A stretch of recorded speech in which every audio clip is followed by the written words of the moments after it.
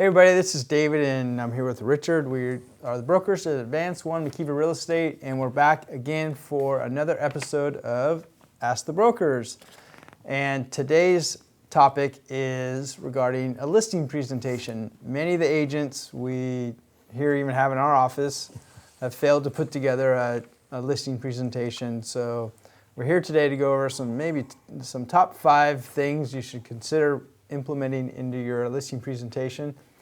And we'll go through these rather quickly, but there are some things you can think about to implement into your presentation when you're sitting down with a potential seller that needs to sell their house. So before we get into the number 1 and the top 5 reasons, I would always recommend before getting into what you can do for them is you want to learn more and more as much as you can about them and their why and their reasons why they're going to move. Absolutely. And why they need to sell. The number 1 goal is to learn about them and not get in there and just talk all about yourself. So, but once the topic does shift to you about how you're going to help them, then you're going to implement these 5 steps to getting the listing. So number 1, Richard, they want to know about you.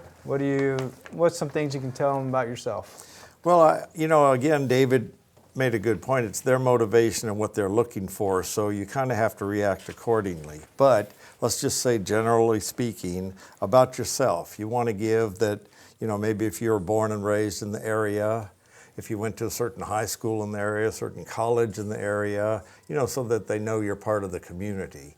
You go to maybe certain churches, maybe give to certain charities, things like that. Other things, a little bit on your education. Most people don't brag about our education to become a realtor, but we have to take a lot of classes, and it takes a long time to get to be licensed as a realtor, so you might want to point that out to them.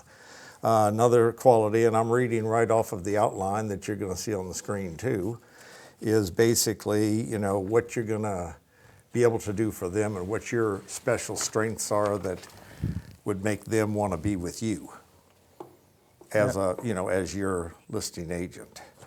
So we have number 2. Do you want me to go with number 2, or you want to start on it? Okay, number 2 is basically about your company. Well, David and I can answer a lot about the company. We can, number 1, say we have 40 years worth of brokerage experience. We're there for you. When you sign up with one of our agents, you also sign up with us, and you have our phone number to be able to get a hold of us.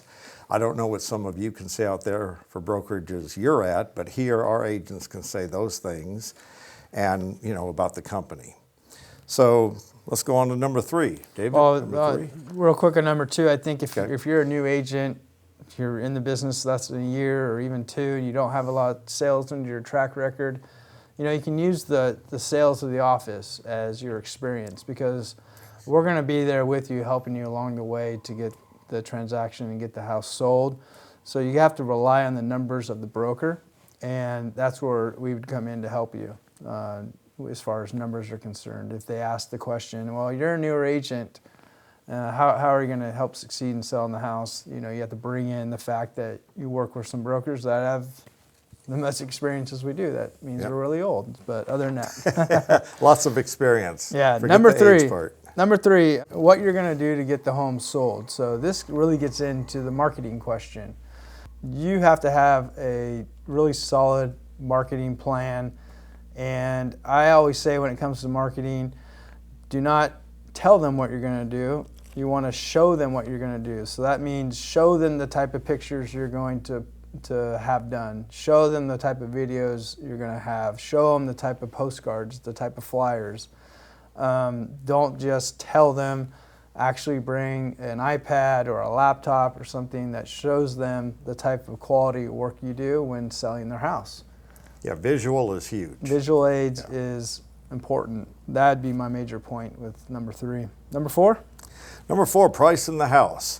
This is a tricky one because lots of times agents just go in and say, here's the comps and here's what your house is worth. You need to be able to tell them you're going to be better than that. You are going to bring in comps to show maybe what houses are worth in the area, but you have to take a good look at their house. We're going through that right now. David just had one that was listed that was a little bit dated, took way longer to sell than one that he listed that was, flipped and everything was new. So that could be a big difference. Are the other houses, are they in good shape or bad shape? You want to use comps that are truly good comps. And that's one of the best things about pricing it. And remember, after you give them the numbers and about where it should be, then you say, it's you and I that are going to be pricing the home, not me. So this is going to be your decision, but I hope that you'll go with some numbers that, we came up with today. And that'll help you price it better and not have a little bit of anguish down the line.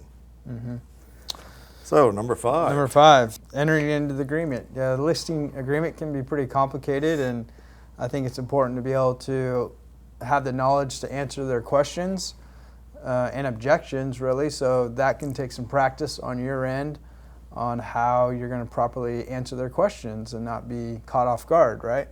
Exactly. Number 5 is really big, because if you can get to number 5 and say, do you have any questions? If they say no, it might mean you made a pretty good presentation. And if they have yes, then obviously later in other videos we'll go over some of the objections that they might have. But if you can put together a good visual with these 5 points, at least you're getting a start, and then you'll customize them the way that you feel you need to. That's right. Well, these are 5 quick tips. Obviously there's more to putting in a listing presentation than just what we went over, but if you have any questions or comments or need help developing a listing presentation, we can point you in the right direction and get you started. So thank you for watching this lengthy Ask the Broker statement, but I think it's a good one. Thank you very much.